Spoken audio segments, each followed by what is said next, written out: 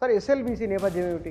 Tunnel ప్రపంచంలోనే అత్యంత అద్భుతం 43 కిలోమీటర్ల అంత పెద్దది. టన్నెల్. బట్ ఎత్తిపోతలు కూడా ఈ ఎస్ఎల్బిసి ఎత్తిపోతలు.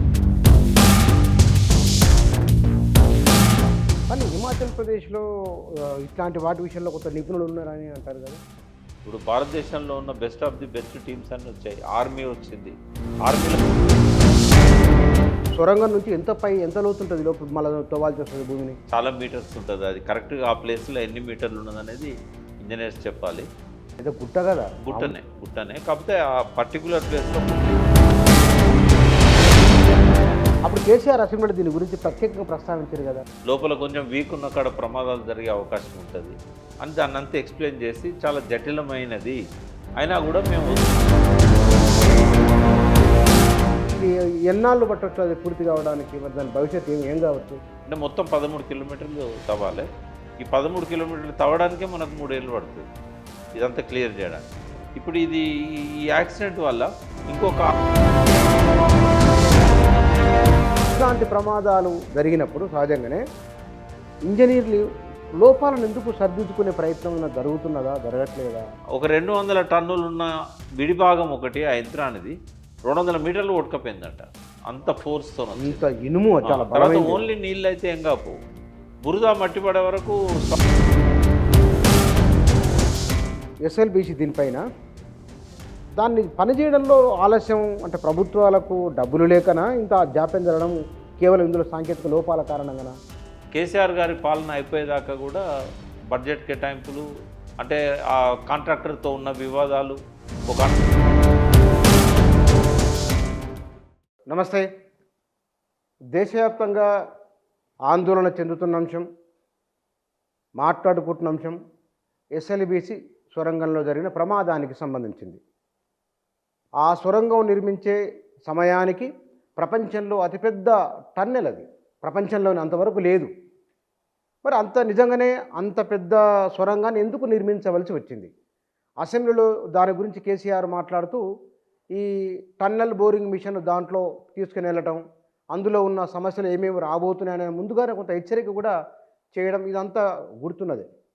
ప్రస్తుతం ఆ టన్నెల్ వద్ద జరిగిన ఘటన ఏమిటి, ఆ టన్నెల్ ఎప్పుడు పూర్తవుతుంది, ఆ టన్నెల్ నేపథ్యం ఏమిటి ఇత్యాది విషయాలు తెలుసుకుందాం. మన దగ్గర నీటిపారుదల రంగ నిపుణులు వి ప్రకాష్ గారు ఉన్నారు, వారితో మాట్లాడదాం. సార్ నమస్కారం. నమస్తే బుచ్చన్న. సార్ ఎస్ఎల్బీసీ నేపథ్యం ఏమిటి? ఎస్ఎల్బిసి నేపథ్యం ఏంటంటే ఒక్కసారి మనం నిజాం ప్రభుత్వంలోకి వెళ్ళాల్సి వస్తుంది. అంత బ్యాక్. ఎందుకంటే ఏలేశ్వరం ప్రాజెక్ట్ అనేది నాగార్జున సాగర్ కంటే ముందు కన్సీవ్ చేసిన ప్రాజెక్ట్. అది నిజాం ఏం చేసిండంటే అప్పుడు హైదరాబాద్ స్టేట్కే పరిమితమై ఆలోచించాడు ఆయన. తెలంగాణ ప్రాంతానికి నీళ్ళు ఎట్లు ఇవ్వాలి. నల్గొండ అనేది దేశంలోనే అత్యంత దుర్భిక్ష ప్రాంతాలలో టాప్ డిస్ట్రిక్ట్స్ ఏవైతే ఒక 5 జిల్లాలు ఉన్నాయో అందులో మహబూబ్ నగర్, నల్గొండ కూడా ఉంది, అనంతపూర్ ఉంది. అయితే ఎట్లా దీన్ని ఏం చేయాలని చెప్పి ఏం చేశాడంటే ఈయనకు సంబంధించి నల్గొండ ఇంట్రెస్ట్ ఉంటుంది కాబట్టి మహబూబ్నగర్ జిల్లాకు 3 ప్రాజెక్టులు, అప్పర్ కృష్ణ, భీమా, తుంగభద్ర, నల్గొండకు వచ్చేసి ఏలేశ్వరం ప్రాజెక్టు డిజైన్ చేయమని చెప్పారు. అది మన నవాబ్ అలీ నవాజ్ జంగ్ గారు డిజైన్ చేశారు.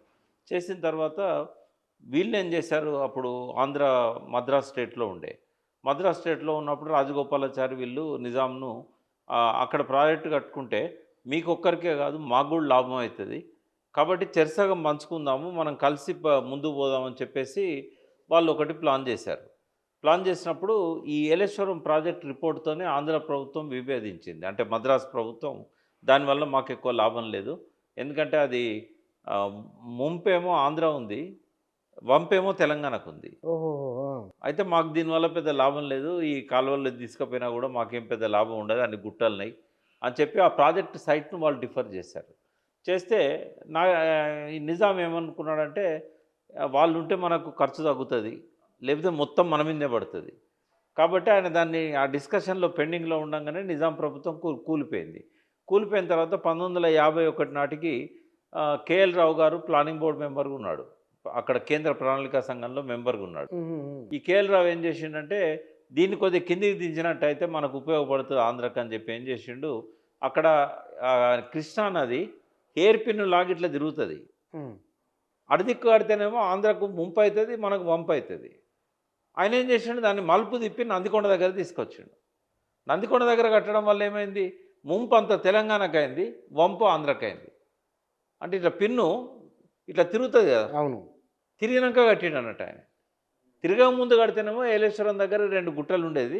ఆ గుట్టల మధ్య డ్యామ్ కట్టేస్తే మనకు చాలా ఎక్కడి దాకా వరంగల్ దాకా నాగార్జున సార్ కాలువలు ప్లాన్ చేశారు. 10 లక్షల ఎకరాలు. అయితే తిప్పడం వల్ల ఏమైంది, ఆంధ్రాలోనేమో అప్ టు ఒంగోలు, నెల్లూరు దాకా ప్లాన్ చేశారు. ఫేజ్ 1, ఫేజ్ 2 అని. ఎక్కడికో ఇక మద్రాసు టచ్ చేసేటట్టుగా ప్లాన్ చేశారు. హ్మ్. మనకేమో కేవలము ఒక 5.5 లక్షల ఎకరాలకు మాత్రమే నీళ్ళు వచ్చేటట్టు ప్లాన్ చేశారు. కేఎల్ రావు చేసిన దుర్మార్గంలో మొదటి దుర్మార్గం ఏంటంటే ప్రాజెక్టు సైట్ను మార్చడం. దీనివల్ల ఏమైందంటే ఎత్తు మీదకెళ్ళి రావాల్సిన కాలువలు చాలా ఎన్నో మీటర్ల డౌన్ నుంచి రావడం జరిగిందన్నట్టు. వంపు ఆంధ్రకుండ వరకు కుడి కాలువ ద్వారా నదినే కుడి కాలువ ద్వారా మళ్లించారు. 21,000 క్యూసెక్లు అంటే రోజుకు దాదాపుగా 2 టీఎంసీల నీళ్లు పోయేటట్టుగా ప్లాన్ చేశాడు. 1.30 నీళ్లు, 1.5 టీఎంసీల కంటే ఎక్కువ నదినే మళ్లించాడు. మనకేమో తూములు చిన్నగా 3 పెట్టిండు. లాల్ బహదూర్ కెనాల్ అని చెప్పిండు, అదేమో జవహర్లాల్ కెనాల్. ఎందుకంటే లాల్ బహదూర్ శాస్త్రి 2 ఏళ్ళకే చంపేశారు లాల్ బహదూర్ శాస్త్రిని. మన కాలువ పేరు లాల్ బహదూర్ కాలువ పెట్టిండు. వాళ్ళది 18 సంవత్సరాలు ప్రధానమంత్రిగా ఉన్న నెహ్రూ పేరు పెట్టిండు దానికి. ఈ కాలువ ద్వారా లోయలో నుంచి పోతాయి నీళ్లు. మీరు నాగార్జున సార్ దగ్గర లాల్ బహదూర్ కెనాల్ దగ్గర పోయి చూస్తే కింద రోడ్డు కిందికెళ్ళి ఎంతో లోతుకెళ్ళి పోతాయి. దానివల్ల ఏమైంది, మిట్ట ప్రాంతాలకు నీళ్లు అందలే. అప్పుడేమన్నారు, మీకు లిఫ్టులు పెడతాము, ఆ లిఫ్ట్ల ఖర్చు అంతా ప్రభుత్వం అందే, మెయింటెనెన్స్ ప్రభుత్వం అందే అన్నారు. ఇక మనోళ్ళంతా అమాయకులు కదా, నమ్మిళ్ళు లిఫ్టులు పెడతారు కదా, మనకి ఏదైతే ఏలేశ్వరం ప్రాజెక్ట్ కింద రావాల్సిన ఆయకట్టు ఉందో అదంతా అప్లాండ్ అయిపోయింది. ఎప్పుడైనా కాలువ తీసినప్పుడు డౌన్ సైడే పోతాయి కాలువలు, అప్ సైడ్ రావు, వన్ సైడే ఉంటుంది ఇరిగేషన్. ఇదే మన గత అంతా ఇదే మొదటి నుంచి. శ్రీరామ్ సాగర్ ప్రాజెక్టులో కూడా కుడిదిక్కే పోతాయి నీళ్లు, పైకి అంతా మళ్ళా మోటార్లు పెట్టుకోవడమే. 100 మోటార్లు కనబడుతూ ఉంటాయి పైపులు. అయితే ఈ సాగర్లో ఏమైందంటే మీకు ప్రభుత్వమే మొత్తం ఇస్తుందని రిపోర్ట్లే రాశారు. రిపోర్ట్లో రాసుకున్న తర్వాత ఏం చేసిండు, ఎంతకు ఆ పంపులు పెట్టలేదు. రైతులంతా ఏమనుకున్నారు, ముందు సంతోషపడ్డారు, మనకు వస్తున్నది కదా అని చెప్పి సంతోషపడ్డారు. కానీ ఎప్పుడైతే ఈ ప్రాజెక్ట్ రిపోర్ట్లో ఉన్నా కూడా వీళ్ళు పెట్టకపోయేసరికి వాళ్ళే ఇక చూసి చూసి చూసి విసికి వేసారి గోపాలరెడ్డి గారని, గాదె గోపాలరెడ్డి గారని ఉండేవాడు, ఆయన అగ్రికల్చర్ సైంటిస్ట్ ఆ రోజుల్లోనే. ఇక వీళ్ళు ఇయ్యరు ఏం కాదు అని చెప్పి ఏం చేసిండు, రైతులందరినీ కూడగట్టి ఆయన ఈ మోటార్ కొని, పెద్ద పెద్ద మోటార్లు కొని నాగార్జున సార్ లెఫ్ట్ కెనాల్ మీద పెట్టుకొని ఆయన పంటలు చేసుకోవడం మొదలుపెట్టాడు.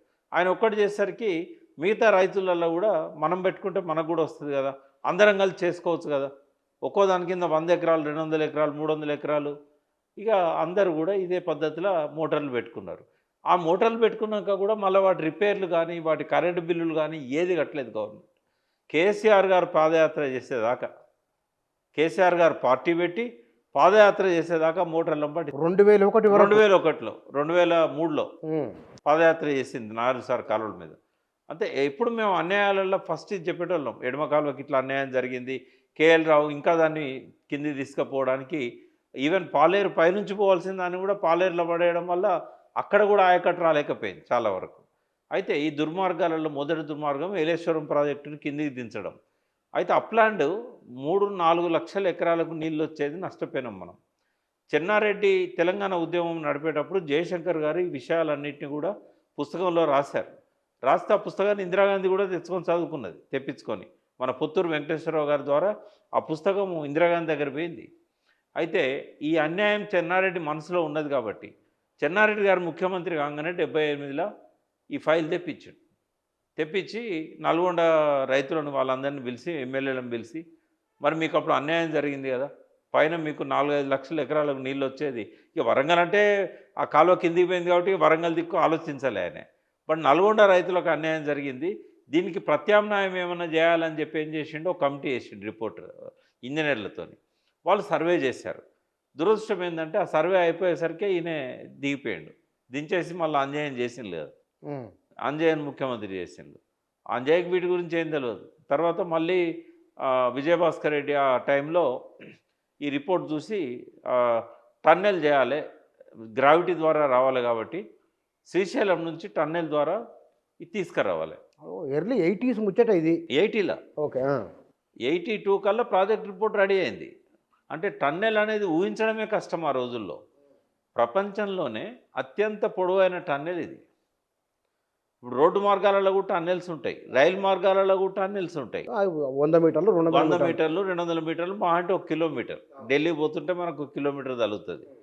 ఇప్పుడు భారతదేశంలో అత్యంత పొడవైన టన్నెల్ రోడ్డు మార్గం జాతీయ రహదారిలో అటల్ టన్నెల్ అని హిమాచల్ ప్రదేశ్ మొన్న recent గా. కట్టారు. అదే 3 కిలోమీటర్లు. ఇక అదే హైయెస్ట్ భారతదేశంలో. ఇక ఇరిగేషన్ ప్రాజెక్టులలో కూడా టన్నెల్స్ అన్ని చిన్న చిన్నవి ఉండేవి, హైడల్ పవర్ ప్రాజెక్ట్స్ దగ్గర అక్కడిక్కడ. అది కూడా నార్త్ ఈస్ట్ ఆ ఏరియాలో. అయితే అప్పుడు ధైర్యం చేసి ఎవరైతే ఇంజనీర్స్ ఉన్నారో 43 కిలోమీటర్ల టన్నెల్ ఒకటి, 44 అనుకోండి, 43.99, 44. ఇంకొకటి 7 కిలోమీటర్లో ఏమో ఇంకొక టన్నెల్. ఈ 2 టన్నెల్స్ మధ్యలో ఒక రిజర్వాయర్, డిండి రిజర్వాయర్, అంటే ఎగ్జిస్టింగ్ రిజర్వాయర్ కాదు, ఇంకో చిన్న డిండి ఒకటి కట్టాలని చెప్పి ఓ చెరువు ఉందాడు. ఆ చెరువును రిజర్వాయర్ చేసి దాన్ని విస్తరించి ఈ నీళ్ళను ఈ టన్నెల్ నుంచి అల్లబడేసి మళ్ళీ ఆ రిజర్వాయర్ల నుంచి ఇంకో టన్నెల్ ద్వారా ఇంకో గుట్ట దాటిస్తే, అని గుట్టలుగా దేవరకొండ ఏరియాలో మీకు ఉన్నది. అయితే అది దాటిస్తే ఏమైందంటే మనకు నల్గొండ ఇదంతా కూడా సస్యశ్యామలం అవుతుంది. 3 లక్షల ఎకరాలకు ప్లాన్ చేశారు. అందులో ఒక 2,30,000 ఎకరాలు కాలువల ద్వారా ఇంకోటి హై లెవెల్ కెనాల్ ఒకటి ప్లాన్ చేశారు, శ్రీశైలం హై లెవెల్ కెనాల్. ఇదంతా చెన్నారెడ్డి గారు చేయించింది ఇది. అయితే అప్పటికి ఎన్టీ రామారావు వచ్చాడు. ఎన్టీ రామారావు రాగానే ఏం చేసిండంటే నల్గొండ జిల్లాకు సంబంధించిన ఎమ్మెల్యేలందరినీ పిలిచి అఖిలపక్ష మీటింగ్ పెట్టిండు. పెట్టి ఇంకో ప్రపోజల్ కూడా ఆ ఇంజనీర్స్ ఇచ్చారు. అది అయ్యేసరికి ఆలస్యం అవుతుంది, ఎందుకంటే టన్నెల్ టెక్నాలజీ లేదు అప్పటికి ఇండియాలో. మరి ఆ టన్నెల్ ఎట్లా తీయాలి, మాన్యువల్ తీయాలంటే ఏండ్లు పడుతుంది, మిషన్ ద్వారా తీయాలంటే మిషన్స్ ఇక్కడ లేవు, అవి చేసిన కాంట్రాక్టర్స్ కూడా లేరు. అయితే ఒక జయప్రకాష్ అసోసియేట్స్ అని చెప్పి ఆయనే బాక్రానంగల్ లాంటి పెద్ద పెద్ద ప్రాజెక్ట్స్ చేశారు. అంటే ఇప్పుడు ఎల్ఎన్టీకి ఎట్లా పేరుందో అప్పుడు జేపీ అసోసియేట్స్కి పేరుంది. సరే తర్వాత రాజశేఖర రెడ్డి ముఖ్యమంత్రి అయినాక జేపీ అసోసియేట్స్కి ఇచ్చారు అది. అయితే ఎన్టీ రామారావు దగ్గర జరిగింది ఏంటంటే కొంతమంది నల్గొండ ఎమ్మెల్యేలు ఈ టన్నెల్ వచ్చే వరకు పర్యావరణ అనుమతులు వచ్చేసరికి ఎంతకాలం అవుతుందో, అది టైగర్ రిజర్వ్ నుంచి వస్తుంది, అమరాబాద్ నుంచి రావాల్సి వస్తుంది, అడవిలో. అదంతా టైగర్ పేరు మీద రిజర్వ్ అయిన ఫారెస్ట్ అది, అమరాబాద్ ఫారెస్ట్. శ్రీశైలం రిజర్వాయర్ నుంచి రావాలి. అయితే ఇక దీనికి టైం పడుతుంది అని చెప్పి ఏం చేసి నరరాఘవరెడ్డి వీళ్ళంతా ఉండిరు ఆ మీటింగ్లో. ముందైతే నాగార్జున సార్ పక్కనే ఉంది కాబట్టి నాగార్జున సార్ నుంచి లిఫ్ట్ చేద్దాం, అక్కంపేట దగ్గర రిజర్వాయర్ కట్టి ఒకవేళ లిఫ్ట్ చేస్తే అదే రిజర్వాయర్లకు లిఫ్ట్ ద్వారా వస్తాయి, టన్నెల్ ద్వారా వస్తే టన్నెల్ నుంచి కూడా అందులోకే కలుపుదాం, గ్రావిటీ ద్వారా టన్నెల్ ద్వారా వస్తాయి. కాబట్టి ఏం చేసిందంటే దాన్ని క్యాన్సిల్ చేయకుండా ఆ అనుమతులన్నీ తీసుకున్నాక అది కడదాం, ముందైతే లిఫ్ట్ పెడదామని చెప్పేసి ఈ అక్కంపల్లి బ్యాలెన్సింగ్ రిజర్వాయర్ తవ్వడము ఈ పనులన్నీ మొదలుపెట్టారు. ఎంతకైతే లేవు 91 దాకా చూసి జలసాధన ఉద్యమాన్ని మొదలుపెట్టారు దుచ్చర్ల సత్యనారాయణ గారు. దీనికోసమే శ్రీశైలం సొరంగమా లేకపోతే ఎత్తిపోతలా అని చెప్పి కాలయాపన చేయొద్దు, ముందు ఏదో ఒకటి చేసి మాకు నీళ్ళు ఇవ్వండి, ఫ్లోరోసిస్తో వీళ్ళంతా ఇట్లా అవుతున్నారని చెప్పి ఆయన ఆ ఉద్యమాన్ని 10 ఏళ్ళు నడిపిండు. అక్కడికి వాజ్పేయి టేబుల్ మీద కూడా అంశుల స్వామిని వండబెట్టిండు, ఈ మధ్యన చనిపోయిండు స్వామి, ఆ టేబుల్ మీద కూడా వండబెట్టిండు. సరే ఎప్పుడు మొదలైంది అనేది ఇంపార్టెంట్. సరే లిఫ్ట్ కోసం ఏర్పాట్లు జరిగినాయి, ఆ లిఫ్ట్ స్కీమ్ కూడా కమెన్స్ అయింది చంద్రబాబు నాయుడు ఉన్న పీరియడ్లోనే. తర్వాత మన శ్యాంప్రసాద్ రెడ్డి వీళ్ళంతా కూడా అందులో పనిచేశారు ఆ లిఫ్ట్ దానిలో. సరే ఒక అద్భుతం ఏం జరిగిందంటే టన్నెలు ప్రపంచంలోనే అత్యంత అద్భుతం, 43 కిలోమీటర్ల టన్నెల్.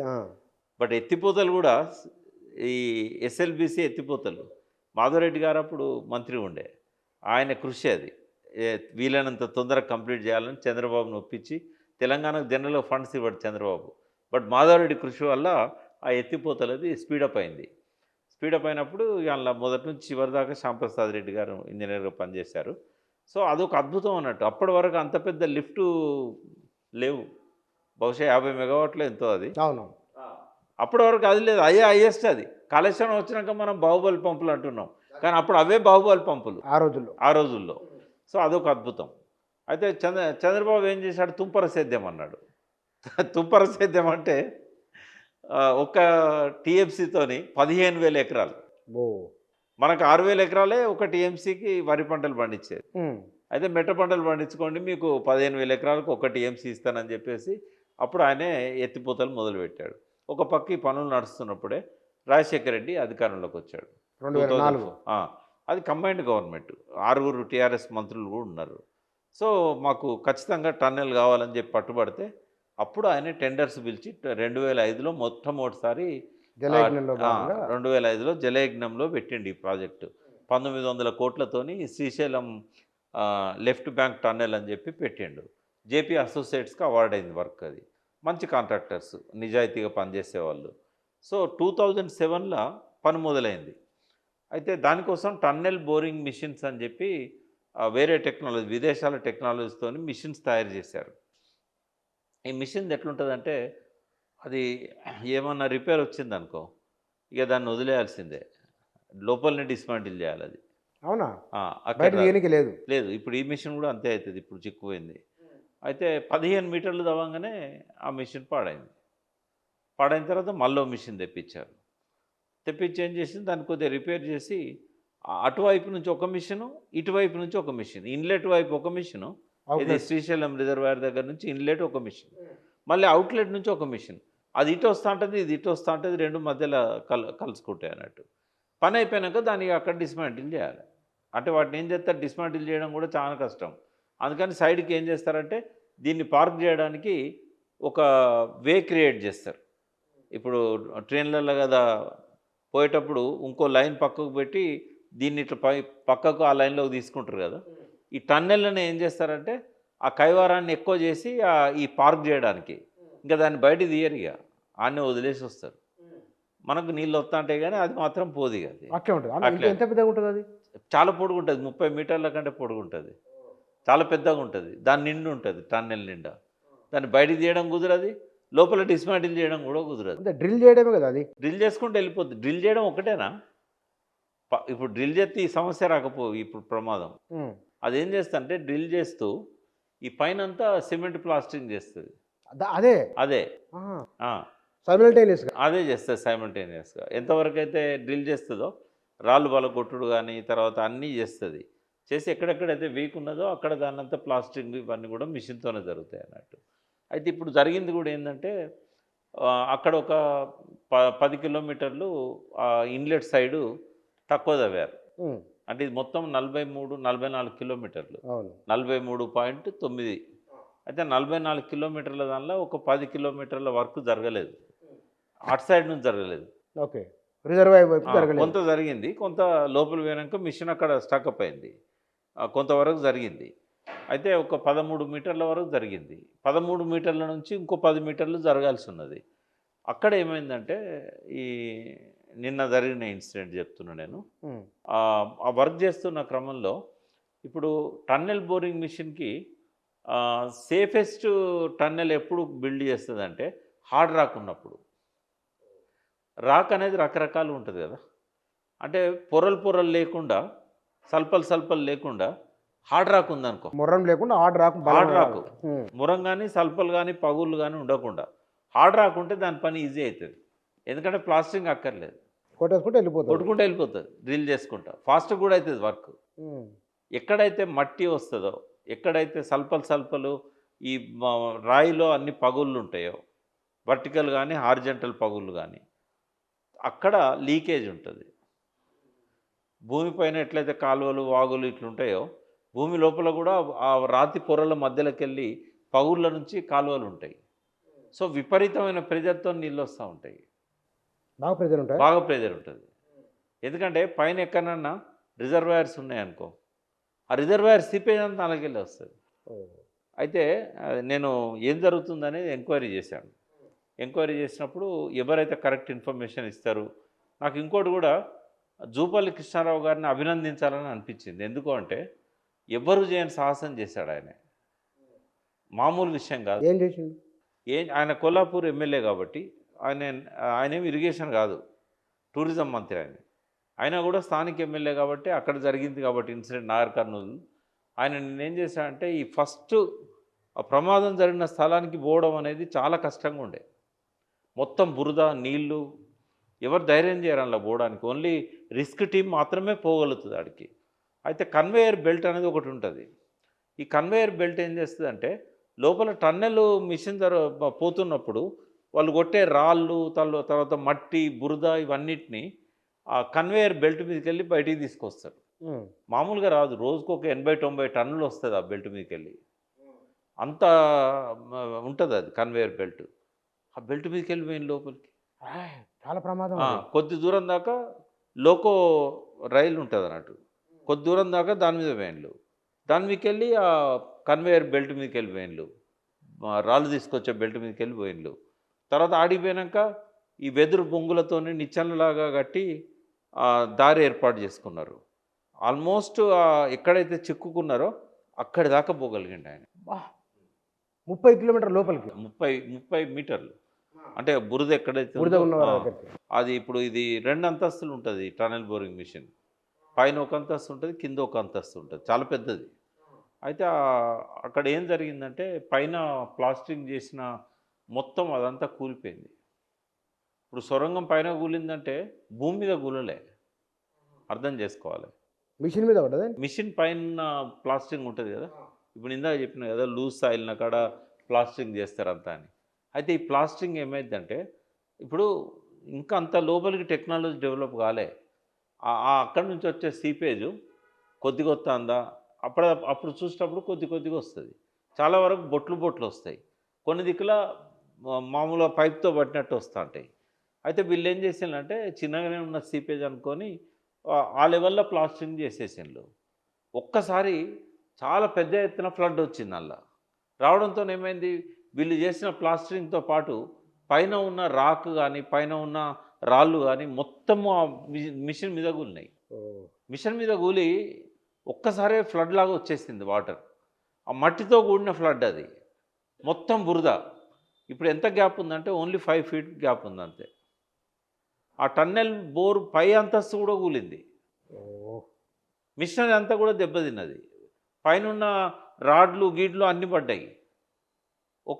అక్కడ వచ్చే ఫ్లడ్ యొక్క ఫోర్స్ ఎంత ఉన్నదంటే ఒక 200 టన్నులున్న ఇనుపై ఏవైతే ఆ టన్నెల్ బోరింగ్ మిషన్కు కొట్టడానికి వాడతారు కదా, ఒక 200 టన్నులు ఉన్నది దాదాపు 100-200 మీటర్లు కొట్టుకపోయిందట ఆ ఫ్లడ్కు. ఎంత వేగంగా వచ్చింది, అంత వేగంగా వచ్చింది, అంత ప్రెజర్తో వచ్చింది. అయితే మొత్తం బురద మట్టి అంతా కూరుకుపోయింది. అంటే వాళ్ళకి ఇంకా హోప్స్ ఉన్నాయి, కానీ నా అంచనా ఏంటంటే మనిషి బ్రతికే అవకాశం లేదు. 8 మంది చిక్కుకున్నారు అలా. ఈ 8 మంది కూడా జేపీ అసోసియేట్స్కి సంబంధించి ఆ కాంట్రాక్టర్కి సంబంధించిన ఆఫీస్ వాళ్ళు టన్నెల్ బోర్ మిషన్ ఆపరేట్ చేసేవాళ్ళు. అందులో దురదృష్టం ఏంటంటే మొత్తం బయట రాష్ట్రాల వాళ్ళే, మన వాళ్ళు ఒక్కరు కూడా లేరు, తెలుగు వాళ్ళు ఒక్కరు కూడా లేరు. ఈ 8 మంది కూడా బయట రాష్ట్రాల వాళ్ళే. ఎందుకంటే పంజాబు, తర్వాత జమ్మూ కాశ్మీర్ ఇంజనీర్ ఒక ఆయన జమ్మూ కాశ్మీర్, అతను ఆ వెహికల్ ఆపరేటరు అతను బయటి ఉత్తరప్రదేశ్, కొందరు ఉత్తరప్రదేశ్ వాళ్ళు ఉన్నారు, కొందరు పంజాబ్ సర్దార్జీ ఉన్నారు. సో వీళ్ళందరూ కూడా అందులో కూరుకుపోయి మొత్తము ఆ మట్టిలో ఇక వాళ్ళకి శ్వాస లేదు, ఇప్పుడు ఆశ లేదు వాళ్ళ మీద మనకు. ఇప్పుడు ఆ డెడ్ బాడీస్ కూడా బయటకు వస్తాయా లేవా అనేది కూడా కష్టంగానే ఉంది. మొత్తం నిండిపోయింది ఫ్లడ్ బురద అంతా. మరి ఎట్లా తీయడం ఎట్లా? చాలా కష్టపడుతున్నారు, అభినందించాలి గవర్నమెంట్. ఎందుకంటే సింగరేణి రిస్క్ టీంలో ఒక 120 మంది దాకా వచ్చారు. తర్వాత ఈ డ్యామ్స్ కట్టేటప్పుడు ప్రమాదాలన్నప్పుడు విపత్తుల నిర్వహణ అంటాం కదా, జాతీయ విపత్తుల డిజాస్టర్ మేనేజ్మెంట్ సంబంధించిన ఫోర్స్ ఒక 150 మంది వచ్చారు. మన స్టేట్ డిజాస్టర్ మేనేజ్మెంట్ రంగనాథ్ చూస్తున్నట్టున్నాడు, వాళ్ళ టీం కూడా 150 మంది ఉన్నారు. వాళ్ళతో పాటుగా రాహుల్ బోజా దగ్గర నుంచి ఇరిగేషన్ అధికారులు ఉన్నారు, అజయ్ కుమార్ దాని చీఫ్ ఇంజనీర్, నేను జూపల్లితో లాస్ దాకా పోయాడు ఆయన కూడా అప్రిషియేట్ చేయాలి. వీళ్ళతో పాటుగా సింగరేణి నుంచి కూడా ఒక 120 మంది వచ్చారు. ఇటువంటి ప్రమాదాలు జరిగినప్పుడు సింగరేణిలో జరుగుతూ ఉంటాయి. సో వీళ్ళందరూ కలిసి ఇప్పుడు దాన్ని వీళ్ళని కనీసం డెడ్ బాడీస్ బయటికి తీద్దాం మొదలనే దాని మీద ఉన్నారు. కొంతకాలం పాటు బహుశా ఇవాళ కానీ రేపు కానీ డెడ్ బాడీస్ బయటకు వస్తాయని నేను అనుకుంటున్నా. ప్రభుత్వానికి వాళ్ళు డిక్లేర్ చేయలేదు ఇంతవరకు ఎంతమంది చనిపోయారు అనేది. మంత్రి గారిని అడిగితే కూడా మేము ఇంకా డిక్లేర్ చేయలేదని చెప్పాడు. డిక్లేర్ చేయకపోయినా ఆశ అయితే లేదు అనేది అక్కడున్న పరిస్థితిని బట్టి పత్రికల వార్తలు బట్టి తెలుస్తూ ఉన్నది. కానీ హిమాచల్ ప్రదేశ్‌లో ఇట్లాంటి వాటి విషయంలో కొంత నిపుణులు ఉన్నారని అంటారు గదా! ఏ నిపుణులున్నా కూడా వాళ్ళందరూ వచ్చారు. ఎందుకంటే నేషనల్ డిజాస్టర్ మేనేజ్మెంట్ ఉత్తరాఖండ్ ఆ సంబంధించిన ఏరియాలో వాళ్ళు కూడా వచ్చారు అందరూ. ఇప్పుడు భారతదేశంలో ఉన్న best of the best teams అన్నీ వచ్చాయి. ఆర్మీ వచ్చింది. ఆర్మీలో కూడా ఇట్లాంటి ఎక్స్పర్ట్స్ ఉంటారు. ఇక్కడ వాళ్ళు కూడా ఈ సొరంగాలు తవ్వడం ఇట్లాంటివి చేస్తుంటారు. సో ఎంతమంది వచ్చినా ప్రాణాలు కాపాడే పరిస్థితి అయితే లేదు. నిన్న ఎన్నిసార్లు పిలిచినా కూడా అక్కడ నిశ్శబ్దం ఉందాడ. బట్ రాలే. ఎవరు కూడా మేము బతుకున్నాం మమ్మల్ని కాపాడండి అనేది లోపల నుంచి రాలేదు. ఎందుకంటే అంత ప్రెజర్‌తోని ఒక్కసారే కూలినప్పుడు బతికుండే అవకాశాలు వాళ్ళ మీద పైన రాళ్ళేమన్నా పడ్డాయో మరి పైన ఏమైందో? ఆపరేటర్ అన్నాడు. ఆయన అక్కడనే చనిపోయి ఉంటాడు ఇమ్మీడియేట్‌గా. కింద ఉన్న దానిలో 7 ఉన్నారు కింది ఫ్లోర్‌లో. ఈ కింది ఫ్లోర్‌లో ఉన్న వాళ్ళు ఇంకా బురదలో, మట్టిలో కూరుకుపోయారు. ఆక్సిజన్ ఉందో లేదో తెలవదు వాళ్ళకు. ఎట్లుంటది? నీకు పై ఫ్లోర్‌లోనే 5 ఫీట్ అంటే ఖాళీగా ఉంది. అద్దాలుంటాయి దానికి అద్దాలుంటే గనక ఏమున్నా సాధ్యం కాదు. ఎందుకంటే కొడతా ఉంటారు కదా! అద్దాలలో ప్రొటెక్షన్ ఉండదాడ. ఆ! కాబట్టి ఎవరు బతికుండే అవకాశం లేదు. ఆ బాడీస్ తీయాలంటే కూడా సాధ్యమైద్దా కాదా అనేది ఇప్పుడు అనుమానంగానే ఉంది. అయితే చాలా ప్రెషర్ పంపులు తెచ్చి ఒక 3 కిలోమీటర్స్ లోపలికి పంపు పెట్టి మొత్తము శ్రీశైలం రిజర్వాయర్లకు ఈ బురద, మట్టి, నీళ్ళను పంపిస్తున్నారు. ఒక 15 కిలోమీటర్లు. ప్రభుత్వం చేసే ఎఫర్ట్స్ అన్నీ కూడా ఎటువంటి అంటే జాప్యం లేకుండా ఇన్ టైంలో వాళ్ళు best of the best services అయితే అక్కడ అందుతున్నాయి. బట్ ఏది ఏమైనా ప్రాణాలను కాపాడలేం కాబట్టి అట్లీస్ట్ ఆ డెడ్ బాడీస్ అన్న వాళ్ళ కుటుంబాలకు మనం అందించాల్సిన అవసరం ఉంటుంది. ఈ ప్రమాదం వల్ల మరింత జాప్యం అవుతుంది. అంటే ఇప్పుడు ఆ మిషన్ పనికిరాదు ఇక. మళ్ళా కొత్తది పెట్టాలి. ఆ మిషన్ మొత్తం డిస్మాంటిల్ చేసి డిస్మాంటిల్ చేసి మళ్ళీ పక్కకు ఆపాలా దాన్ని? పక్కకన్న పెట్టాలి. లేకుంటే దాని భాగాలు అన్నిటిని కూడా బయటికి తీసుకురావాలి. ఎందుకంటే ఇప్పి తీసుకొని రావాలి. అది అటు ఒక 13 కిలోమీటర్ల డిస్టెన్సే ఉంది రిజర్వాయర్ వరకు. కాబట్టి ఏమన్నా అవకాశం ఉంటే కనుక అటు నుంచి బయటికి తీయడానికి ప్రయత్నం చేయాలి. లేదంటే పైనుంచి హోల్ వేసి ఇప్పుడు ఈ బాడీస్ తీయాలంటే కూడా ఆ భూమి పైన ఒక హోల్ వేసి ఆ కింద నుంచి వాళ్ళని తీయాలనేది కూడా ఆలోచన ఒకటి ఉంది. సొరంగం నుంచి ఎంత లోతుంటది లోపు మళ్ళా తవ్వాల్సి వస్తది భూమిని? చాలా మీటర్స్ ఉంటుంది. డ్రిల్ చేయొచ్చు. చాలా మీటర్స్ ఉంటుంది. అది కరెక్ట్‌గా ఆ ప్లేస్‌లో ఎన్ని మీటర్లు ఉన్నదనేది ఇంజినీర్స్ చెప్పాలి. ఏదో గుట్ట గదా! గుట్టనే. కాకపోతే ఆ పర్టిక్యులర్ ప్లేస్‌లో గుట్ట ఉండకపోవచ్చు. ఇప్పుడు ఎక్కడైతే ఇది జరిగిందో ఆడ గుట్ట లేదనుకుంటా. అంటే టన్నెల్ ఒకసారి స్టార్ట్ అయిందంటే గుట్టల మధ్యలోకెళ్ళి కూడా పోతుంటది కదా! గుట్టకు మధ్యలో ప్లేన్ ఉంటుంది. కొన్నిసార్లు రిజర్వాయర్ ఉంటుంది. చెరువు ఉంటుంది పైన. ఇట్లా ఒక ప్రమాదం గురించి చెప్తా నీకు సందర్భం కాబట్టి. భూమిలో ఒక చెరువు ఉంటది. భూమి పైన ఆ! పైన చెరువు ఉంటుంది అనుకో. అవును. కింద దాని టన్నెల్ కిందికెళ్ళి పోతది. టన్నెల్ పోతుంది. అవును. పోయినప్పుడు ఒక ప్రమాదం జరిగింది. ఎక్కడ అంటే వరంగల్ జిల్లాలో చలివాగు ప్రాజెక్ట్ ఉంది. చలివాగు. ఆ వాగులో కూడా ఎప్పటికి నీళ్లు ఉంటాయి. ఎందుకంటే ప్రాజెక్ట్ ఉంది కాబట్టి బ్యాక్ వాటర్ చాలా దూరం ఉంటుంది. అయితే ములుగు దగ్గర బండారపల్లి అని ఊరు ఉంటుంది. ములుగు కలెక్టర్ ఆఫీస్ పక్కనే. ఇప్పుడు కొత్త కలెక్టర్ ఆఫీస్. అయితే అక్కడ నుంచి ఒక టన్నెల్ వస్తుంది. రామప్ప చెరువు రిజర్వాయర్ దేవాదులకు.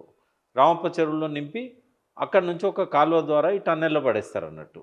అయితే ఈ టన్నెల్ తవ్వుతున్నప్పుడు కరెక్ట్గా టన్నెల్ చలివాగు ఆ వాక్ కిందకి వెళ్ళిపోతున్నప్పుడు పెద్ద బుంగ పడ్డది. ఆడ గ్యాప్ ఎక్కువ లేకుండే. టన్నెల్కును పైన సర్ఫేస్కి స్పేస్ తక్కువ ఉండే. అయితే అది కొంచెం మరప్పుడు 2011లో జరిగింది ఇది. అప్పుడు కిరణ్ కుమార్ రెడ్డి గవర్నమెంట్.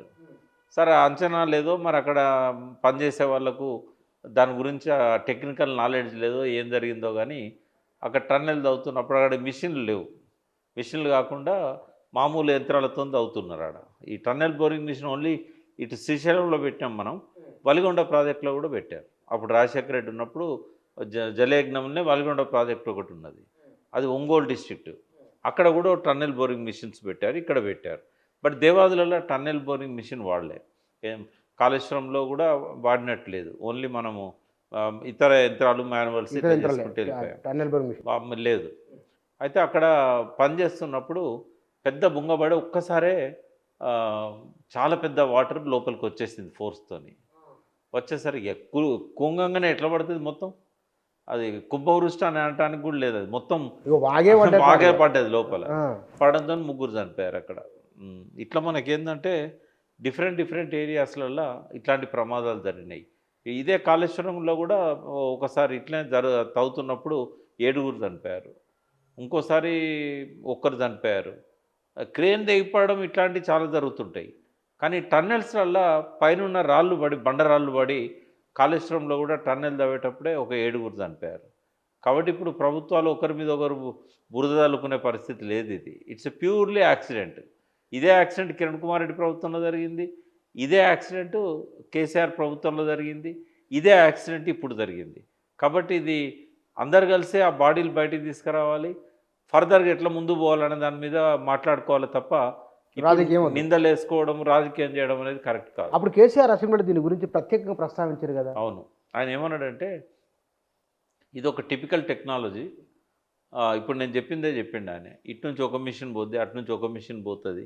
లోపల కొంచెం వీక్ ఉన్న కాడ ప్రమాదాలు జరిగే అవకాశం ఉంటుంది అని దాన్నంతా ఎక్స్ప్లెయిన్ చేసి చాలా జటిలమైనది అయినా కూడా మేము వదిలిపెడతలేము దీన్ని, ఇది కంటిన్యూ చేస్తామని చెప్పాడు. కానీ అక్కడ ఏమైందంటే కాంట్రాక్టర్ కోఆపరేట్ చేయలేదు. అప్పుడు వాళ్ళు మాకు బాగా లాస్ అయింది, మాకు కొత్త మిషన్ పెట్టాల్సి వచ్చింది, మాకు 7 సంవత్సరాల్లో పూర్తి చేయాలన్న ప్రాజెక్టు 20 ఏళ్ళు పట్టింది. దాదాపు ఇప్పటికి 18 ఏళ్ళు వాళ్ళకు వర్క్ అలాట్ చేసి వాళ్ళు పనులు మొదలుపెట్టి 16 ఏళ్ళు. అయితే కేసీఆర్ పీరియడ్లో 9 ఏళ్ళు ఆగింది వర్క్. ఎందుకు అని అంటే మాకు ఎస్టిమేట్స్ పెంచాలని చెప్పేసి వాళ్ళు డిమాండ్ చేశారు. సరే లాస్ట్కి ఏదో సెటిల్మెంట్ చేసి ఇంకో 200 కోట్లు ఎంతో ఎక్సెస్ ఇచ్చారు వాళ్ళకి.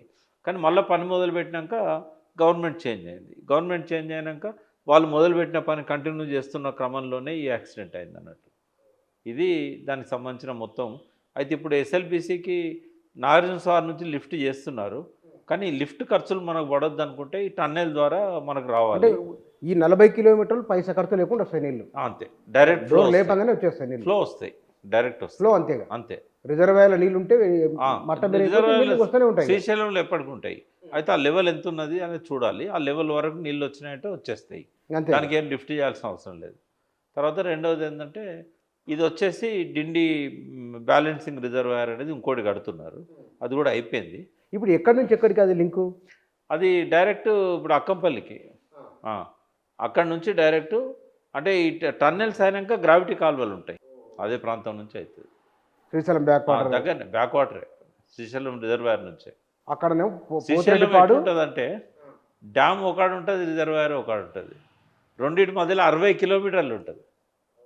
ఎప్పుడైనా నాగార్జున సాగర్ ఉంది, కనిపిస్తుంది మనకు. డ్యామ్ పక్కన రిజర్వాయర్ ఉంటుంది. అవును. రిజర్వాయర్లే డ్యామ్ కట్టిండ్రు.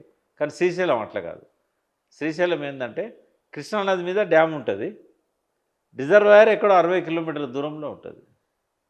మన బాచుపల్లి దాడితే నీళ్ళు రిజర్వాయర్ బ్యాక్ వాటర్, బీచ్ పల్లి వరకు, బీచ్పల్లి. బట్ డ్యామ్ అక్కడ లేదు, రిజర్వాయర్ దగ్గర డ్యామ్ లేదు. అంటే వంపులు ఉండడం వల్ల. గుట్టలున్నాయి కాబట్టి ఆ గుట్టల మధ్యలోకి వెళ్ళి కృష్ణానది పోతుంది. ఆ కొండలు ఎండైన కాడ రిజర్వాయర్ ఉంటుంది, కొండలకు యువతల పక్కన డ్యామ్ ఉంటుంది. ఆ సన్నటి మార్గం నుంచి ఈ రిజర్వాయర్ల నీళ్లు డ్యామ్కి వస్తాయి అన్నట్టు. అంటే అది సాధ్యమైన డ్యామ్ అది వాస్తవానికి. అవును. అయితే ఆడ చిన్న 2 గుట్ల మధ్యలో చిన్నది, అది సైజ్ చాలా తక్కువ ఉంటుంది, 4 సార్లు లాగా పెద్దగా ఉండదు. అయితే దానికి లెఫ్ట్ మళ్ళీ కరెంట్ ఉత్పత్తి ఇట్లాంటివన్నీ ఉంటాయి. సో ఇది ఇవాళ ఈ ప్రమాదం. దీని ఎన్నాళ్ళు పట్టవచ్చు అది పూర్తి కావడానికి? మరి దాని భవిష్యత్తు ఏం కావచ్చు? మినిమం 3 ఇయర్స్ పడుతుంది రికవరీ కావడానికి. అంటే ఇప్పుడు 3 ఇయర్స్ ఈ తవ్వడం మొదలుపెట్టి మనకు మొత్తం ఆపరేషన్లోకి రావడానికి. ఎందుకంటే ఇది ఒక 10 కిలోమీటర్లు పెండింగ్ ఉంది, ఇంకా 10 కిలోమీటర్లు ఇది పెండింగ్ ఉంది. ఆ 7లో కూడా కొంత 3 కిలోమీటర్లు పెండింగ్ ఉంది. అంటే మొత్తం 13 కిలోమీటర్లు తవ్వాలి. ఈ 13 కిలోమీటర్లు తవ్వడానికే మనకు 3 ఏళ్ళు పడుతుంది ఇదంతా క్లియర్ చేయడానికి. ఇప్పుడు ఈ యాక్సిడెంట్ వల్ల ఇంకొక 6 నెలల్లో సంవత్సరము మళ్ళీ లేట్ అవుతుంది. ఎందుకంటే ఇంకో మిషన్ తేవాలి, దీన్ని తీసేయాలి, ఇట్లాంటివన్నీ 4 ఇయర్స్ 5 ఇయర్స్ పడుతుంది. చాలా రిస్క్ ఉంది. ఇప్పుడు బడ్జెట్ కూడా లేదు కదా గవర్నమెంట్ దగ్గర, 50 కోట్లు ఇస్తే మొదలవుతుంది. కాబట్టి బడ్జెట్ కాన్స్టెంట్స్ ఇవన్నీ చూస్తే మళ్ళీ నెక్స్ట్ గవర్నమెంట్లోనే పూర్తి అవుతుంది తప్ప రేవంత్ రెడ్డి 5 ఇయర్స్ టర్మ్లో అయితే కాదు. ఇట్లాంటి ప్రమాదాలు జరిగినప్పుడు సహజంగానే ఇంజనీర్లు లోపాలను ఎందుకు సరిదిద్దుకునే ప్రయత్నం ఏమైనా జరుగుతున్నదా, జరగట్లేదా? చాలా మనం మనకి ప్రమాదం జరుగుద్ది అనేది అంచనా ఉండదు. గతంలో జరిగినవి కొన్ని ఉన్నాయి కదా అనుభవాలు. అంటే ఇవి ఎట్లుంటాయంటే టెక్నాలజీ ఇంకా అంత దూరం పోలే. ఇప్పుడు మనిషి శరీరంలోకి రేడియేషన్ అది పంపించగానే మనకు లోపల బాడీ పార్ట్స్ అన్నీ కూడా స్కాన్ చేసి కనబడతాయి, మనకు కంప్యూటర్లో కనబడతాయి. కానీ మట్టి లోపల రాళ్ళు కానీ నీళ్లు కానీ ఎక్కడెక్కడ ఎట్లున్నాయి అనేది అట్లా ఫోటో తీసే యంత్రం ఏది రాలేదు ఇప్పటిదాకా. ఓన్లీ హార్డ్ రాక్ ఉందా, లేకుంటే లూజ్ ఉందా, సాయిల్ ఉందా, ఇది ఒక్కటి చెప్పగలుగుతారు. ఆ మట్టి స్వభావాన్ని చెప్పగలుగుతారు. అది కూడా బయట నుంచి టెస్ట్ చేసే చెప్పగలుగుతారు.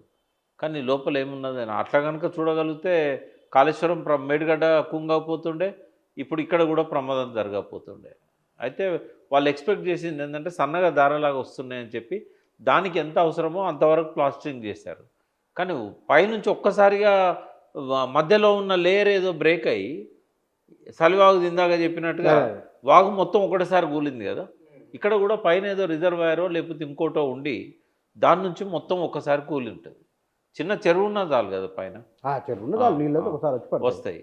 అట్లా ప్రెజర్తో వచ్చింది. చెప్పిన కదా ఎంత ఫోర్స్ ఉందంటే ఒక 200 టన్నులు ఉన్న విడిభాగం ఒకటి ఆ యంత్రానిది 200 మీటర్లు కొట్టుకపోయిందంట, అంత ఫోర్స్తో ఇనుము.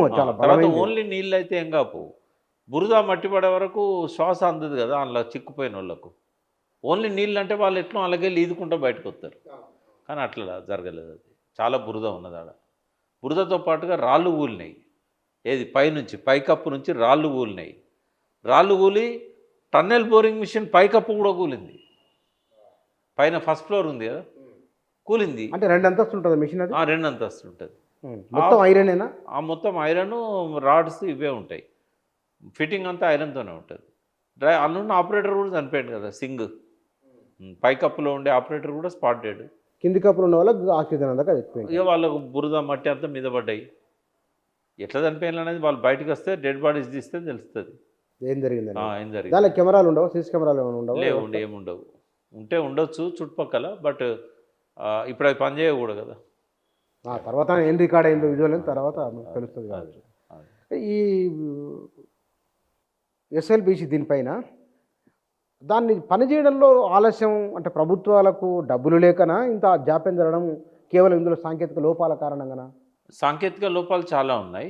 మిషన్లు పాడు కావడం మధ్య మధ్యలో, దాని మీద మనకు విడిభాగాలు ఇక్కడ దొరకకపోవడం, మళ్ళీ టెక్నీషియన్స్ కూడా వేరే దేశాల నుంచి రావడము, ఇట్లాంటి కొన్ని కారణాలు ఉన్నాయి. లోపల సాంకేతిక కారణాల వల్ల కూడా కొన్నిసార్లు ఇట్లాంటి ప్రమాదాలు జరగడం కూడా, ఇది మొదటి ప్రమాదం కాదు, చివరి ప్రమాదం కూడా కాదు. ఇట్లాంటివి కూడా అందులో జరిగినాయి. టన్నెల్స్ రెండు సార్లు అయితే అసలు యంత్రాలే పనికి రాలేదు కూడా. వీటితో పాటుగా ఫండింగ్ అరేంజ్ చేయడంలో కూడా చాలా జాప్యం జరిగింది. ఎందుకంటే కిరణ్ కుమార్ రెడ్డి గవర్నమెంట్ కానీ ఇంకొక 1 year పోతుంది, 4 ఏళ్ళు. 4 ఏళ్ళ తర్వాత మనకు ఆ వాటర్ అక్కంపల్లికి వస్తాయి. చూడాలి తర్వాత ఇంకా తర్వాత ఏం జరుగుతుందో తెలియదు. అక్కడ 7 కిలోమీటర్లు. కానీ నల్గొండ వాళ్ళకి గ్రావిటీతో నీళ్ళు వస్తాయి ఒకవేళ ఇది పూర్తయితే. ఈ ఎస్ఎల్బిసి పంపులు అవసరం ఉండవు, కరెంటు ఖర్చు ఉండదు. కరెంట్ ఖర్చు ఉండదు. నీళ్ళు అదనంగా 3 లక్షలు. ఇదే నెట్వర్క్ ఇప్పుడు ఎస్ఎల్బిసి కింద సాగే ఆయకట్టు ఏదైతే ఉన్నదో అదంతా కూడా గ్రావిటీతో పడుతుంది. పుష్కలంగా ఏ ఇబ్బంది లేకుండా ఉంటుంది. శ్రీశైలం నుంచి డైరెక్ట్ కదా, డైరెక్ట్. కాకపోతే దీనిలో ఒక సమస్య ఉన్నది, అవి నికర జలాలు కాదు, ఫ్లడ్ వాటర్. అది కూడా వరద జలాలే. కాకపోతే వరద జలాల పేరుతోనే తెలుగు గంగా ఇవన్నీ ఎట్లా తీసుకుపోతానో ఇటు అట్లా. ఈ లోపల బ్రజేష్ కుమార్ ట్రిబ్యునల్ కనుక మనకు తీర్పు ఇచ్చినట్టయితే అందులో మనకు ఇంకో 100-150 టీఎంసీలు కనుక ఎక్కువ వస్తే ఆ నీళ్లు డెఫినెట్గా మనం 575 టీఎంసీలు అడుగుతున్నాము, కనీసం 475 అన్న వాళ్ళు ఇచ్చిండ్రు అనుకో, 100 తగ్గించి, అప్పుడు ఇవన్నిటికి సరిపోని వాటర్ వస్తుంది. కలవకుర్తి, నెట్టంపాడు, భీమాకు ఉన్నాయి assured water. Kalwakurthy, Nettempadu, Koil Sagar, SLBC, ఇప్పుడు పాలమూరు రంగారెడ్డి 5 ప్రాజెక్టులకు కూడా మనము అలొకేషన్ నుంచి తెచ్చుకోవాలి. తర్వాత నాగార్జున సార్ లెఫ్ట్ కెనాల్కు మనకు కేటాయించిన వాటర్ కూడా పూర్తిగా వాడుకోవట్లేదు. దాన్ని మనము 6000 టీఎంసీకి 6000 ఎకరాలకు 1 టీఎంసీ కాకుండా దాన్ని 10,000 ఎకరాలకు 1 టీఎంసీ లాగా వాడుకున్నట్టయితే అందులో కూడా కొంత సేవింగ్ ఉంటుంది మనకు. నాగార్జున సార్ లెఫ్ట్ కెనాల్ వల్ల మనకు 132 రావాలి, 106 నికరం చేశారు. లాస్ట్కు మనకి 80-90 టీఎంసీలు కూడా ఇస్తలేరు. 106 మీద మనకు రైట్ ఉంది ఇప్పటికీ. ఆడ వాడుతున్నది ఎంత అంటే 60-70 టీఎంసీ. ఇంకా చాలా వాడుకోవాల్సి ఇంకా చాలా ఉన్నాయి. కాబట్టి దాన్ని మనం దీనికి అడ్జస్ట్ చేయొచ్చు ఒకవేళ బ్రజేష్ కుమార్ ఇచ్చింది సరిపోకపోతే. చూద్దాం సార్ అది. కానీ ఈ మధ్య నేను మళ్ళీ మీరు టీఆర్ఎస్ మీటింగ్లో మీరు ఉన్న ఫోటో చూసిన నేను కేసీఆర్ మాట్లాడిన మాటలు దగ్గర నుంచి మిమ్మల్ని ప్రత్యేకంగా ఆహ్వానించినట్టు కూడా. అంటే నేను ఆయనకు 1 year నుంచి పోలేదు నేను కేసీఆర్ గారు. వారు పిలిచినప్పుడే పోదామని చెప్పి అనుకున్నా. మధ్యలో ఒకసారి ఫోన్ చేశారు. అదే మన పీసీ ఘోష్ కమిషన్ ముందు హాజరైనప్పుడు రమ్మని చెప్పి ఆయన అడిగాడు. రమ్మన్నాడు కానీ ఆయన రమ్మన్న టైంలో నాకు కుదరలేదు. ఇగ సందర్భం వచ్చింది కాబట్టి ఫిబ్రవరి 17 నాడు విషయం చెప్పడానికి పోయినా నేను. ఒక ఎంపీ గారు పోతూ పోతూ రారాదన్నా అంటే ఎంబడి పోయినా నేను. పోతే ఆయన కాసేపు మాట్లాడదాం కూర్చోమని చెప్పి ఇన్విటేషన్ వచ్చింది కదా మీటింగ్ అన్నాడు. వచ్చిందన్న. తప్పకుండా రండి అని అన్నాడు. అన్నాక సరే ఆయన పిలిచాడు కాబట్టి పోయినా. నేనేం కండ వేసుకోలే. నేను అక్కడ పెద్దగా నేనేం మాట్లాడలేదు కూడా. అంటే వేసుకొని పార్టీ వేదిక కదా. పార్టీ వేదికే. బట్ మొదటి నుంచి ఉన్నా కాబట్టి ఒక వ్యవస్థాపక సభ్యునిగా పోయినా నేను. ఆయన పెద్ద ఆయన ఇన్వైట్ చేసినప్పుడు మనం నో చెప్పకూడదనే దాంతోని ఒక అబ్జర్వర్గా పోయినా. అడిగారు కూడా, మీరు మాట్లాడదలుచుకుంటే ఎవరైనా మాట్లాడొచ్చని ఆఫర్ ఇచ్చారు కానీ నేను మాట్లాడలేదు. కొన్ని సజెషన్స్ లెటర్ రూపంలో రాసి ఇచ్చాను. అంటే ఈ రజతోత్సవం కదా ఇది, టీఆర్ఎస్ ఏర్పడ్డ తర్వాత 25th ఇయర్ కాబట్టి ఏం చేస్తే బాగుంటుంది అనే దాని మీద సలహాలు అడిగారు. అయితే నేను పేపర్ మీద రాసిచ్చాను. కానీ మళ్ళీ ఒకసారి ఒక కొత్త ఉత్సాహాన్ని క్యాడర్ లోపల ఈ సభ నింపిందని నాకు అనిపించింది. ఇంకో కొత్తగా అంటే కొన్నిసార్లు మాట్లాడిచ్చేవాడు వచ్చిన వాళ్ళతో, బట్ ఈసారి మాత్రం ఎక్కువ మందితో మాట్లాడిచ్చారు. ఒక 25 మంది 28 మంది మాట్లాడారు. అందులో దాసో శ్రావణ్ దగ్గర నుంచి చాలామంది ముఖ్యులు మాట్లాడారు. బట్ మామూలు కార్యకర్తలు కూడా మాట్లాడారు. ఓపెన్ ఇన్విటేషన్ ఇచ్చాడు, ఎవరు చేయొచ్చో వాళ్ళు మాట్లాడవచ్చు అని. ఓపెన్గా మనసులో మాట చెప్పొచ్చా? ఓపెన్. అలా ఇద్దరు మంత్రులు, మాజీ మంత్రులు ఇద్దరు మాట్లాడారు, శ్రీనివాస్ యాదవ్, శ్రీనివాస్ గౌడ్. తర్వాత చాలామంది సభకు వచ్చిన వాళ్ళు మాట్లాడారు, కార్యకర్తలు కూడా, మామూలు కార్యకర్తలు కూడా మాట్లాడారు. సో అన్న నుంచి కొన్ని సజెషన్స్ తీసుకున్నాడు. మేము ఇచ్చిన వాటి నుంచి కొన్ని, ఒక కమిటీ ఏర్పాటు చేద్దాం ఈ రజతోత్సవాల కోసం ఎట్లా నడపాలనేది. తర్వాత రాబోయే రోజుల్లో ఒక ఏడాది కాలం పాటు ఈ రజతోత్సవ సంరంభం అనేది ఒక ఏడాది కాలం పాటు జరగాలి, దానికి కూడా మీరు ఏమైనా సూచనలు చేయండి అని అన్నాడు. బట్ తర్వాత ఆ థింక్ ట్యాంక్ ఏదైతే ఏర్పాటు చేస్తామని అన్నారో, టంకసాల అశోక్ని అడిగాడు, మీరు కొద్దిగా టైం ఇవ్వండి చేయాలని. అట్లనే దేశపతి శ్రీనివాస్ని అడిగాడు. సో ఇంకెవరెవరిని వాళ్ళు తీసుకుంటారో మనకు తెలియదు. బట్ ఒక కొత్త ఉత్సాహంతో మాత్రం టీఆర్ఎస్ మళ్ళీ ముందుకు వచ్చింది. అది ఏర్పడిందా? అంటే నాకు అనిపించింది ఏంటంటే ఈ ఫిబ్రవరి 27 తర్వాత కేసీఆర్ గారు కూడా కార్యక్షేత్రంలో ఉంటారు. ఆయనతో పాటుగా క్యాడర్ అంతా కూడా కొత్త ఉత్సాహంతో మళ్ళీ ముందుకెళ్తారని అనుకుంటున్నాను. మీరు ఆయనతో మాట్లాడింది కదా, పూర్వం ఉన్న కాన్ఫిడెన్స్ ఉన్నదా కనబాయన? అంటే మొన్న మీటింగ్లో ఆయన ఒక 2 అవర్స్ మాట్లాడాడు. 2 గంటల సేపు ఆయన ఉపన్యాసం నడిచింది. అంటే మొదటి నుంచి తెలంగాణ ఎట్లుండే అనేది గుర్తు చేశాడు. నిజాం కాలంలో అప్పుడు రజాకార్ల దాడులు కావచ్చు, లేకుంటే నిజాం పాలనలో జరిగిన కొన్ని దుష్కృత్యాలు కావచ్చు, ఆనాటి పరిస్థితులు ఎట్లుండేది. తర్వాత బూరుగుల రామకృష్ణారావు పీరియడ్లో ఆయన ఒక ప్రయత్నం చేశాడు ప్రాజెక్టులు కట్టడానికి, ఎట్లా మనకు అడ్డంకులు వచ్చాయి. తర్వాత నీలం సంజయ్ రెడ్డి వచ్చిన తర్వాత మనకి ఎట్లా ఈ సమైక్య రాష్ట్రంలో మనం బోల్తా పడ్డాము, ఇన్ని రకాల నష్టాలు ఎట్లా జరిగినాయి, ఒక్కొక్కటి చెప్పుకుంటూ వచ్చి ఫైనల్గా ఏమన్నాడంటే, ఎట్లున్న తెలంగాణను మనం ఎట్లా చేసినాం, ఎక్కడనో అట్టడుగున ఉన్నదాన్ని ఇవాళ దేశంలోనే గర్వపడే విధంగా తెలంగాణను తలమానికంగా చేశాము. ఆ పరిస్థితిని మళ్ళీ మనం ప్రజలకు చెప్పి ఇప్పుడు మళ్ళీ వెనక్కిపోతున్నది తెలంగాణ. ఇప్పుడు ఈ ప్రభుత్వం వచ్చిన తర్వాత వాళ్ళకి దీని మీద అవగాహన లేదు. దాన్ని డబ్బులు ఎట్లా తెచ్చుకోవాలనో తెలియదు, ఎట్లా ఖర్చు పెట్టాలనో తెలియదు. ఈ అలవిగాని స్కీములు పెట్టి అందరినీ కూడా ఆశల్లో ముంచి ఇవాళ నిరాశకు గురి చేస్తున్నారు. ఇవాళ ప్రజలలో ఒక వ్యతిరేకత అనేది బాగా పెరుగుతూ ఉంది. దీన్ని మన పార్టీ వైపు మలుచుకోవాలి అని చెప్పేసి ఆయన చెప్పుకుంటూ వచ్చాడు. కాబట్టి క్యాడర్లో మాత్రం ఒక ఉత్సాహాన్ని నింపాడు ఆయన. క్యాడర్ అంటే ఆ ధైర్యం వచ్చిందా? ధైర్యం వచ్చింది, చాలా కాన్ఫిడెన్స్ వచ్చింది. ఆయన లోపల కూడా ఈ 1 year కాలం పాటు ఎన్నడూ లేనంత ఉత్సాహంగా ఆయన కనబడ్డారు. లోపాలు సరి చేసుకున్నట్లు అనిపించిందా మీకు? లోపాలు ఆయన దానికి ఒకటే పరిష్కారం చెప్పాడు. మనం చాలాసార్లు సలహాలు ఇచ్చాం, మీరు అడగడం నేను చెప్పడం, ఎట్లా ముందు పోవాలనే దాని మీద కూడా భోజనాలు పెట్టాలి, అందరినీ కూర్చోబెట్టి మాట్లాడాలని చెప్పాము. అదొక్కటైతే ఆయన ఇప్పుడు ఏమన్నాడంటే, ఒక సలహా వచ్చింది, శ్రీనివాస్ యాదవ్ గారు చేసినట్టున్నారు, వారం వారము ఒక నియోజకవర్గానికి సమయం ఇవ్వండి, అక్కడ నుంచి కొన్ని ముఖ్యమైన కార్యకర్తలు నాయకులు వస్తారు, వాళ్ళతో భోజనం ఏర్పాట్లు చేసి వాళ్ళతో కూర్చొని మాట్లాడండి. అట్లా వారానికి ఒక్క నియోజకవర్గం పెట్టుకున్నా కూడా 2 yearsలో మనకు నియోజకవర్గాలన్నీ కవర్ అవుతాయి చెప్తే దానికి ఆయన యాక్సెప్ట్ చేశాడు. గుడ్ ఐడియా, నిజంగా మంచి ఆలోచన. దానికి ఆయన యాక్సెప్ట్ చేశాడు. కాబట్టి ఆ మేరకు ఆ సత్ఫలితాన్ని ఇచ్చిందని అనుకోవచ్చు. మీరు ఇచ్చిన అడ్వైజ్ ఏముంది కేసీఆర్? అంటే నేనేం చేశానంటే, చాలా మంచి పనులు చేసి చెప్పుకోలేకపోయారు, కాబట్టి ఇప్పుడు రజతోత్సవం సందర్భంగా 25 రోజులు దీన్ని జరపాలి. ఆయనేమో 1 ఇయర్ పాటు అన్నాడు. నేనేమన్నా అంటే ఇప్పుడు ఏప్రిల్ 27 కదా! ఈ టైం ఉంది కాబట్టి మార్చి మొత్తం ఉన్నది, ఏప్రిల్ ఉన్నది. కాబట్టి 25 డేస్ 25 అంశాల మీద ఫోకస్ చేయమని చెప్పాను. ఒక్కొక్క అంశం ఓ రోజు నీటిపారుదల, ఓ రోజు విద్యుత్ శక్తి, ఇట్లా ఒక్కొక్క అంశం మీద ఓ రోజు పరిశ్రమలు, ఓ రోజు ఉద్యోగాలు, నిరుద్యోగాలు ఇట్లాంటివి. సో 25 రోజులు 25 అంశాల మీద. అదివరకు ఎట్లుండే టీఆర్ఎస్ రాకముందు, టీఆర్ఎస్ కాలంలో ఏం చేశారు, ఇప్పుడు ఈ సంవత్సర కాలంలో అందులో ప్రోగ్రెస్ ఎట్లున్నది, ఇట్లా అవన్నిటి మీద ఒక బుక్లెట్స్, ప్రతి ఒక్క దాని మీద ఒక బుక్లెట్. అప్పుడు మనం అర్థం చేయించలేకపోయినాం ప్రజలకు ఎలక్షన్స్ అప్పుడు, ఇప్పుడన్నా చెప్పుకోండి అని నేను చెప్పాను. అది దాని గురించి ఏమైనా ప్రస్తావించారు? ఈ మీటింగ్లో కమిటీ పెట్టుకొని కమిటీలో మనం డిస్కస్ చేద్దామని అన్నాను. ఎందుకంటే నాతో పాటు చాలామంది సలహాలు ఇచ్చారు కదా, వీటన్నిటిని కూడా డిస్కస్ చేసి ఏది వయబుల్, ఎట్లా చేద్దాం అనేది మాట్లాడదాం. అంటే ఇక నుంచి మీరు సీరియస్గా టీఆర్ఎస్తో లేదు లేదు, నేను ఎప్పుడు కూడా పార్టీలో ఉండను. ఇక టీఆర్ఎస్లో ఉండను, వేరే పార్టీలో ఉండను. ఈవెన్ బీసీలు పార్టీ పెట్టినా నేను అందులో ఉండను. నేను పార్టీకి బయట ఉంటూ, జయశంకర్ సార్ ఎట్లయితే పార్టీలో లేకుండా సలహాలు ఇస్తూ వచ్చాడో, వాళ్ళు అడిగితే సలహాలు ఇస్తాను, అడగకపోతే నా పని నేను చేసుకుంటూ వెళ్తా. బుచ్చన్న ఇవాళ తెలంగాణ సమాజానికి కావాల్సింది మంచి పాలన ఒకటే కాదు, ఇవాళ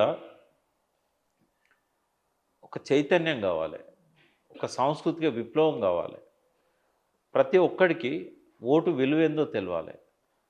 ఇవాళ నాకు తెలిసి 90% ఓటర్స్కి ఓటు విలువ తెలియదు. అరే మనం ఓటైపోతే చచ్చిపోయినట్టేరా, గదొకటే తెలుసు వాళ్ళకు. తర్వాత పేదరికం, అప్పులు, దురలవాట్లు ఉన్న రోజులు డబ్బు ప్రభావం ఉంటుంది వాళ్ళకి. ఫస్ట్ ఏంటంటే ఒక 5 ఏళ్లలో మొత్తం సమాజాన్ని దారికి తేగలుగుతాం, కానీ ప్రొవైడెడ్ ఏంటంటే మద్యపాన నిషేధం అమలు జరగాలి. ఎవరైతే తాగంది బతకరని చెప్పి మెడికల్ సర్టిఫికేట్ ఉంటుందో వాళ్ళు ఒక్కరికి తప్ప బార్డర్స్ అన్ని కట్టుదిట్టం చేయాలి. ఇదివరకు కూడా మద్యపాన నిషేధం అమలు చేయాలని ప్రయత్నం జరిగింది ఎన్టీ రామారావు పీరియడ్లో. బట్ ఏంటంటే చుట్టుపక్కల బీదర్ నుంచి, గుల్బర్గా నుంచి ఇష్టం వచ్చినట్టుగా బార్డర్స్ నుంచి వరదలాగా వచ్చింది ప్రవాహం. ఎందుకంటే ఇది ల్యాండ్ లాక్డ్ స్టేట్ కాబట్టి అన్ని దిక్కుల నుంచి మనకు బౌండరీస్ ఉన్నాయి, ఏ పోలీసులు కూడా దాన్ని కాపాడలేరు. కాబట్టి వీలైనంత వరకు తగ్గుతుంది. ఈ ఫస్ట్ మద్యం బానిస నుంచి బయటపడరనుకో జనాలు, కొద్దిగా ఆలోచించడం నేర్చుకుంటారు. అప్పుడు చైతన్యాన్ని అందియడానికి నేనేమంటున్నా, ఈ బస్సులల్లో నిరుద్యోగులు పోయి తల్లిదండ్రులను మీరు ఓటేసేటోళ్ళని కూడా ఓటేయకుండా ఆపినలు కదా, ఈ బాధ్యత కూడా మీదే. అయితే ఇప్పుడు ఎట్లయితే నిరుద్యోగులు ఊళ్ళలో పోయి క్యాంపెయిన్ చేశారో, అట్లా ఎన్జిఓలు కానీ, నిజంగానే రాజకీయ చైతన్యాన్ని ఇవ్వాలనుకున్న పొలిటికల్ పార్టీలు కానీ ఫస్ట్ ఆ ప్రజలందరికీ ఓటు విలువైంది, మనం ఓట్లేసి గెలిపించడం వల్ల మనం కట్టిన పన్నుల డబ్బంతా ఎట్లా పోతుంది, ఎడిపోతుంది, అవినీతి ఎట్లా జరుగుతుంది, దుర్వినియోగం ఎట్లయితే ఉన్నది, ఇంకోటి ప్రణాళికలు ఎవరు వేయాలి, ప్రతి ఊర్లో రచ్చబండ దగ్గర ప్రణాళికలు వేయాలి, ఆ ఊరికి ఎన్ని నిధులు కావాలనో వాళ్ళు డిసైడ్ చేయాలి. అదంతా కూడా స్టేట్ బడ్జెట్ ఫ్రేమ్ చేసేటప్పుడు పరిగణలోకి తీసుకోవాలి, సెంట్రల్ బడ్జెట్ ఫ్రేమ్ చేసేటప్పుడు పరిగణలోకి తీసుకోవాలి. ఈ చైతన్యాన్ని మనం గ్రామాన నింపగలిగినట్టయితేనే ఈ భారతదేశం బాగుంటుంది, తెలంగాణ బాగుంటుంది. ఆ రోజు ఏదైతే నెహ్రూ లాంటి వాళ్ళు పల్లెలే దేశానికి పట్టుకొమ్మలన్నారో, ఈ భవిష్యత్తు అంతా యువతదే అన్నారో, ఆ మార్గంలో యువత కనుక నడిచినప్పుడే అది దారికి వస్తుంది. అట్లాంటి పనులు చేయడానికి ఇంకా చాలామంది నాలాంటి వాళ్ళు కావాలి. రెండవది బతకాలి కదా, ఎవడైనా బతకడానికి హెల్త్ అవేర్నెస్ కూడా బాగా కావాలి. ఒకటి మైండ్ను ప్యూరిఫై చేయాలి, రెండోది శరీరాన్ని ప్యూరిఫై చేసుకోవాలి. ఇది ఎవరో బయట నుంచి చెప్తే అయ్యేది కాదు, ఎవరో వస్తారని ఏదో చేస్తారని ఎదురు చూసే పరిస్థితులు కూడా లేవు. కాబట్టి ఎవరికి వాళ్ళు ప్రతి గ్రామంలో కూడా ఇట్లాంటి ఆలోచనలతో ముందుకు వస్తే, ఒక్కడొస్తే ఆ ఊరు బాగుపడుతుంది. Thank you sir. ఎస్ఎల్బీసీ నేపథ్యం, దాంతో పాటుగా కొంత గ్యాప్ తర్వాత కేసీఆర్ను కలవడం, అంటే తెలంగాణ రాజకీయాలలో ప్రధానంగా కేసీఆర్ పాత్ర ఎట్లా ఉండబోతున్నది, ఆయన ఏం మాట్లాడబోతున్నారు, ఏ ఆలోచనతో ఉన్నారు, ఆచరణ ఎట్లా ఉండబోతున్నది, చాలామంది లోపల మనసుల్లో ఉన్న ఒక ప్రశ్న ఇది. ఆ ప్రశ్న కూడా సమాధానంగా వారు చెప్పిన మాట చాలా ఉత్సాహంతో ఉన్నారని వారు అంటున్నారు. రాజకీయంగా ఎట్లుంటుందో చూడాలి. ఇక ఎస్ఎల్బీసీ విషయంలో మరికొంత జాప్యం జరగడానికి ఆస్కారం ఎక్కువ ఉందనేది, ఈ ఘటన జరిగిన వెంటనే ప్రభుత్వం స్పందించిన తీరు కూడా చాలా బాగుందని, ప్రభుత్వం వెంటనే స్పందించడం కూడా అర్చనీయమని వారు తన అభిప్రాయాన్ని వ్యక్తం చేశారు. Thank you.